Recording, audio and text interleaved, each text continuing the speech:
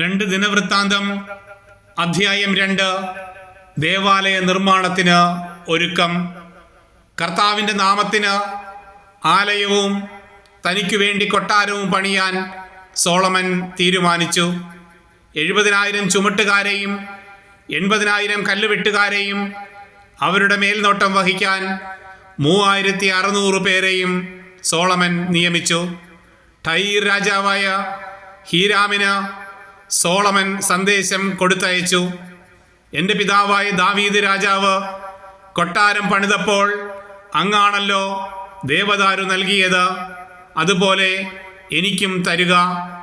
സുഗന്ധദ്രവ്യങ്ങൾ കത്തിക്കുകയും നിരന്തരമായി തിരുസാന്നിധ്യപ്പം കാഴ്ചവെക്കുകയും ഇസ്രായേലിന് എന്നേക്കുമായി നിശ്ചയിച്ചിരിക്കുന്ന സാബത്തിലും അമാവാസിയിലും ദൈവമായ കർത്താവിൻ്റെ ഉത്സവ ദിവസങ്ങളിലും കാലത്തും വൈകുന്നേരവും ദഹനബലി അർപ്പിക്കുകയും ചെയ്യാൻ വേണ്ടി എൻ്റെ ദൈവമായ കർത്താവിന് ആലയം പണിത് പ്രതിഷ്ഠിക്കുന്നതിന് ഞാൻ ഒരുങ്ങുകയാണ്. ഞങ്ങളുടെ ദൈവം സകല ദേവന്മാരിലും ശ്രേഷ്ഠനാണ്. അതിനാൽ മഹത്തായ ഒരാലയം പണിയാനാണ് ഞാൻ ആഗ്രഹിക്കുന്നത്.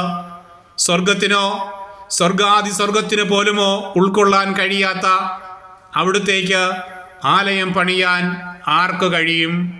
സുഗന്ധദ്രവ്യങ്ങൾ അർപ്പിക്കാൻ ഒരു മന്ദിരം എന്നതിൽ കവിഞ്ഞ് അവിടുത്തേക്ക് ആലയം പണിയാൻ ഞാൻ ആരാണ്? അതിനാൽ സ്വർണം, വെള്ളി, പിച്ചള, ഇരുമ്പ് ഇവ കൊണ്ടുള്ള പണിയിലും നീലം, ധൂമ്രം, കടും ചെമപ്പ് നൂലുകളുടെ നെയ്ത്തിലും ചിത്രവേലയിലും സമർത്ഥനായ ഒരാളെ അയച്ചു തരിക. യൂദായിലും ജെറുസലേമിലും നിന്ന് എൻ്റെ പിതാവ് തിരഞ്ഞെടുത്ത വിദഗ്ധ ജോലിക്കാരോട് കൂടെ അവനും ചേരട്ടെ. അതിനാൽ ലെബനോനിലെ ദേവദാരുവും സരളമരവും രക്തചന്ദനവും അയച്ചു തരിക. നിന്റെ മരം വെട്ടുകാർ വളരെ സമർത്ഥരാണെന്ന് എനിക്കറിയാം. എൻ്റെ ജോലിക്കാരെയും അവരോട് കൂടെ നിർത്താം. ബൃഹത്തും വിസ്മയനീയവുമായ ആലയമാണ് ഞാൻ പണിയാൻ ആഗ്രഹിക്കുന്നത്. അതിന് വളരെയധികം തടി ആവശ്യമുണ്ട്. നിന്റെ വേലക്കാരുടെ ആവശ്യത്തിന് 20,000 കോർ ഉമ്മികളഞ്ഞ ഗോതമ്പും അത്രയും ബാർലിയും 20,000 ബത്ത് വീഞ്ഞും അത്രയും എണ്ണയും ഞാൻ തരാം.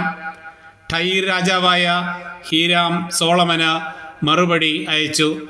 കർത്താവ് തൻ്റെ ജനത്തെ സ്നേഹിക്കുന്നതിനാലാണ് അങ്ങയെ അവർക്ക് രാജാവായി നിയമിച്ചത്. കർത്താവിന് ആലയവും രാജാവിന് കൊട്ടാരവും പണിയാൻ വിവേകവും അറിവുമുള്ള ജ്ഞാനിയായ ഒരു മകനെ ദാവീദ് രാജാവിന് നൽകിയ ആകാശത്തെയും ഭൂമിയെയും സൃഷ്ടിച്ച ദൈവമായ കർത്താവ് വാഴ്ത്തപ്പെടട്ടെ. ബുദ്ധിമാനും സമർത്ഥനുമായ ഹുരാം അബിയെ ഞാൻ അങ്ങോട്ട് അയക്കുന്നു. അവൻ്റെ അമ്മ ദാൻ ഗോത്രജയും പിതാവ് ടൈർ ദേശക്കാരനുമാണ്.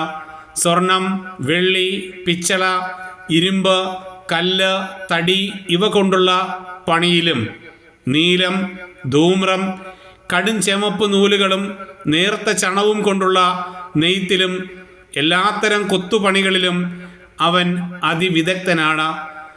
അങ്ങയുടെയും അങ്ങയുടെ പിതാവായ ദാവീദിൻ്റെയും കരകൗശല പണിക്കാരോട് ചേർന്ന് അവനെ ഏൽപ്പിക്കുന്ന ഏതു പണിയും ചെയ്യാൻ അവൻ നിപുണനുമാണ്.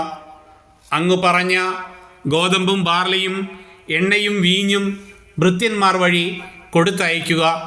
ആവശ്യമുള്ളത്ര തടി ലെബനോനിൽ നിന്ന് ഞങ്ങൾ വെട്ടിത്തരാം. അത് ചങ്ങാടം കെട്ടി കടൽ വഴി ജോപ്പായിൽ എത്തിക്കാം.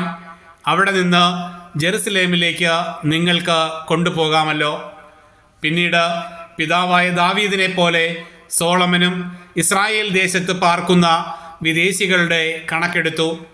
അവർ 1,53,600 പേർ ഉണ്ടായിരുന്നു. അതിൽ 70,000 പേരെ ചുമട്ടുകാരും 80,000 പേരെ കല്ലുവെട്ടുകാരും 3,600 പേരെ മേൽനോട്ടക്കാരുമായി നിയമിച്ചു.